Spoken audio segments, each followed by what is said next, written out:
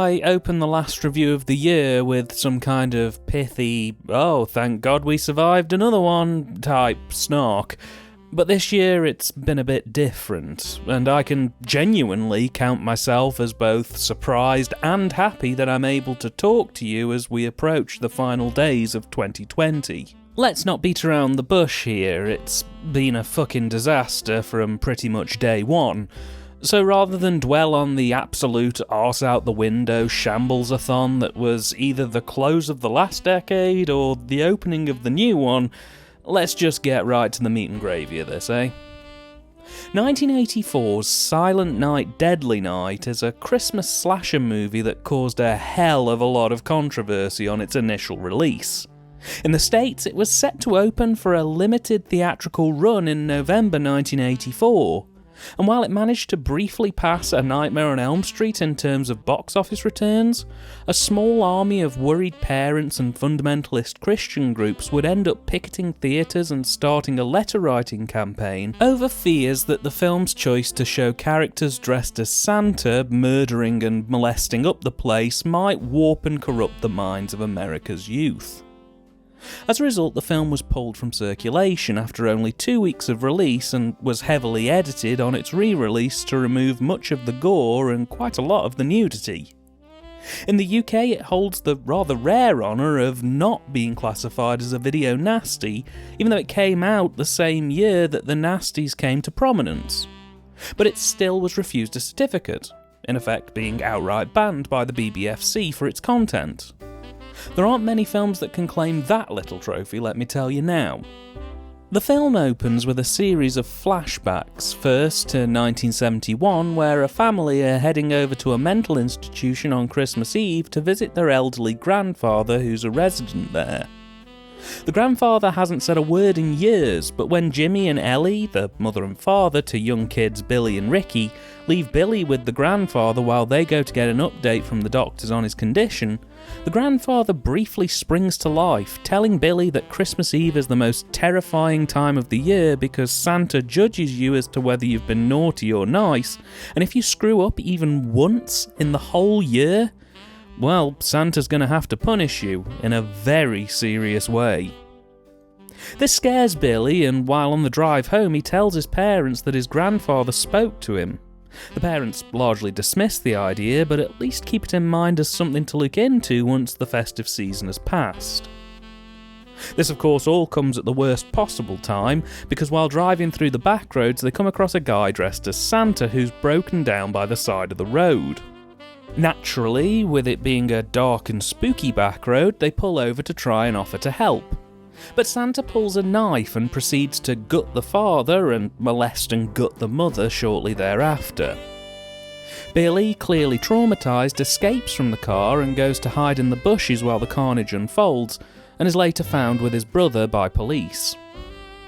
We then skip forward to 1974, where Billy and Ricky are now in a Catholic orphanage being raised by nuns. Billy's clearly showing signs of ingrained trauma about the incident, with triggering flashbacks to the night in question being commonplace and a repeating problem where all of his associations with Christmas are related to death and violence. The Mother Superior of the orphanage is appalled by Billy's attitude and vows to correct him by any means necessary, which here means strict punishments over any negative outputs towards Christmas, and an attempt to flood Billy by making him do as much Christmassy stuff as possible whenever that time of the year rolls around. This seemingly, however, only compounds the issue further, and when we jump forward 10 years into the future to the present day, 1984 Billy has grown into a tall, strong, quiet type who just wants to do his work and keep his head down, seemingly. The nuns manage to get Billy a job as a stock assistant at a local toy store. He's moving boxes all day, but hey, it's good honest work. That is until Christmas rolls around, and he begins to once again become plagued with night terrors and triggering flashbacks to his parents' murders. After being in the job for a few months, Billy's co-workers and supervisor are starting to get a bit frustrated with Billy's performance. With Christmas rapidly approaching, Billy is disappearing for large swathes of time and is becoming despondent and distant. The manager warns him to book his ideas up or he'll speak to the big boss and get him fired. Billy's feeling down about life, but things are about to get a whole lot worse. When the toy store's Santa falls and breaks his ankle, the boss decides as a cost-saving measure to replace him with Billy for the rest of the season. Billy's incredibly reluctant, but he needs the job, so he does it. After a couple of days of what I can only imagine was Billy's idea of abject hell, the store finally closes for Christmas, and the owner and the employees decide to lock up early and have a Christmas party in the store. Billy tries alcohol for the first time, and while slightly inebriated, he catches his asshole supervisor and a girl who works in the store, who Billy has a crush on, sneaking into the back room for a bit of bouncy bouncy. Billy follows them into the back room and catches the pair making out, only I think the girl thought that only making out was on the cards, because the supervisor clearly has other intentions.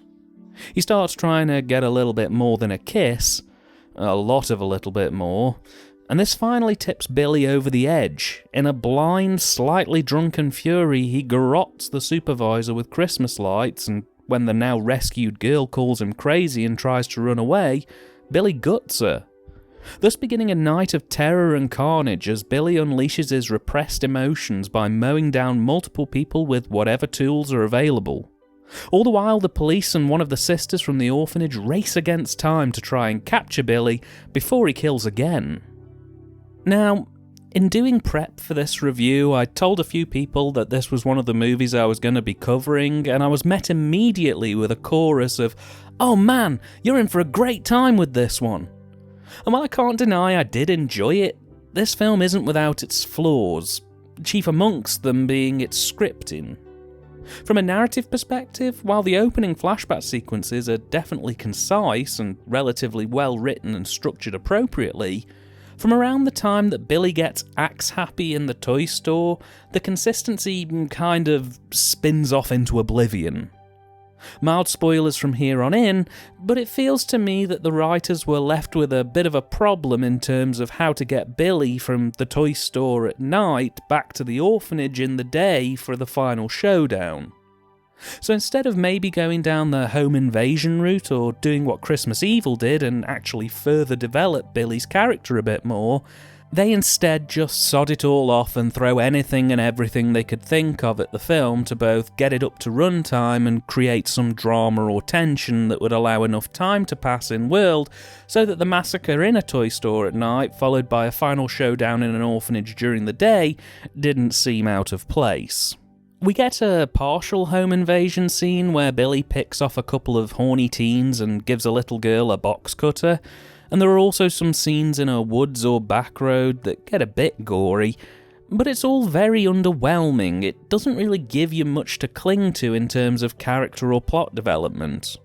They don't really explain Billy's snap too clearly either. At first I thought it was a drunken rampage coupled with one triggering too many, but by morning, if anything, he's worse than he was when he was drunk, if he was drunk at all.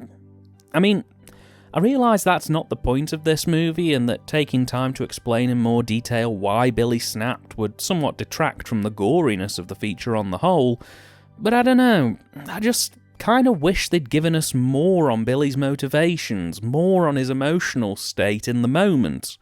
Maybe they could have had him break down a couple more times to show his frustrated anger over the murder of his parents and the cruelty of the Mother Superior. Just something to keep the momentum and depth they set up at the beginning going. At least beyond the very basic and uninteresting idea that he's just a young adult disassociating because of a gruesome murder that traumatised him as a kid, and now he's just trying to chop your head off. It just would have been nice had there been a little bit more. The other characters, well, they're pretty much about as developed as they need to be, but this isn't like Black Christmas or Halloween where every character has at least some kind of memorable personality. Here, they can be a little bit flat and forgettable at times. The dialogue is more than reasonable, it's got a nice natural flow, and the pacing of the script on the whole is relatively satisfying. It doesn't overstay its welcome, and there's enough energy paced out periodically throughout that I only ended up clock watching once near the very end. And that was more because I had an appointment coming up when the film had finished and I just needed to know how much time was left. I can genuinely say it's an entertaining movie. I just think the second and third acts needed quite a bit of tightening up to give them more definition and consistency when compared to the great solid writing that was in the opening act. The script here was written by Paul Kamey and Michael Hickey, and both of them, this is their only credit. They do get a writer's credit for the sequel to this movie, Silent Night, Deadly Night Part 2, but that's mainly because at least 2/3 of Silent Night, Deadly Night Part 2 is made up of flashbacks and references to this movie. And equally, some of the characters from this movie also appear in that sequel, so it's natural they at least get a credit in that sense. On directing duties for this one, we have Charles E. Sellier Jr. He's more of a producer and writer than a director, with over 69 production credits to his name. As a director, he has 4 credits, and one of them is a short. This is probably his best known work, but he did also direct The Annihilators, which is held in relatively high cult acclaim, so I'm told. The only other criticism I have towards this film, it's all mostly positive after this, I promise, is that the direction, to me, it's a bit stale. While there is the odd flicker of inspiration here and there, and the odd nice bit of actor and location work, the odd bit of stunning lighting in places, and some really nice work on the kills, for the most part, it's actually a bit bland. It's just passable. They try where they can to really push the Christmas mood, but for me it comes up just a bit short in that regard on the whole. It does have its moments, but there's no Christmas warmth to this film in the scenes where it really would have counted. While quite a few shots are covered in snow and Christmas lights, they just don't feel festive. On the whole, it more often than not looks like a film that was made in the mid to late 70s rather than the mid 80s. I mean, you've got to bear in mind that Black Christmas came out 5 years before this film did, and that one managed to look and feel 10 times more festive. Christmas Evil came out 4 years earlier than this and positively reeks of Christmas cheer. And when you consider that only a few months later, in 1985, we'd be looking at movies like The Stuff, Reanimator and Return of the Living Dead, which would very much set the standard of horror for the decade, this, well, it looks almost like a throwback contextually. I'm not saying it's awful, it's certainly competent, just that it definitely could have been better in my opinion. I do, however, have a solid respect for the cinematography, which, while not 100% perfect, does showcase some absolutely lovely work. Particularly the murder scenes, which normally consist of hard cuts, but occasionally work in flashbacks to Billy's traumas, often attempting to frame match the murders committed with the murders from the flashbacks, which is a very bold move of the movie to attempt. While a lot of the shots in this film are static, they work a good range in terms of close-ups, mids and wides, and in the first act they more than deliver on really trying to get you into Billy's headspace. While it kinda goes a bit more conservative and minimal on experimentation in the second act, by the third act in the orphanage finale we've come full circle and the cine is back on top for the closeout. Only bolstering some fab cine is some excellent casting, and I think here is where the film really comes into its own. With some super solid and slightly eccentric performances, there's a lot of fun to be had with the cast in this picture. Robert Brian Wilson plays the eldest incarnation of Billy fantastically, with a muted but all-American good guy type performance in the first half before snapping into a vicious and twisted psychopath later on. He's perfect villain fodder, and honestly, the film just wouldn't be the same without him really. He's just too perfect for this role. Lillian Chauvin is also wonderful as the good-intentioned but totally sadistic Mother Superior. In a move that's genuinely welcomed here, she doesn't play the role as a bad guy outright. She plays it as a well-intentioned but wrong-minded role. The Mother Superior genuinely believes that punishment, the Lord, and forcing Billy to be involved in Christmas will set him on the straight and narrow, and despite mounting evidence to the contrary, she continues to push him forward in the genuine belief she's right. She's not doing this because she's a sadist, she's doing it because she thinks this will genuinely reform him. She's very wrong, but had this film been remade as a modern horror, she'd probably just be portrayed as either an out-and-out villain or being willfully malicious. So that choice won some serious brownie points with me.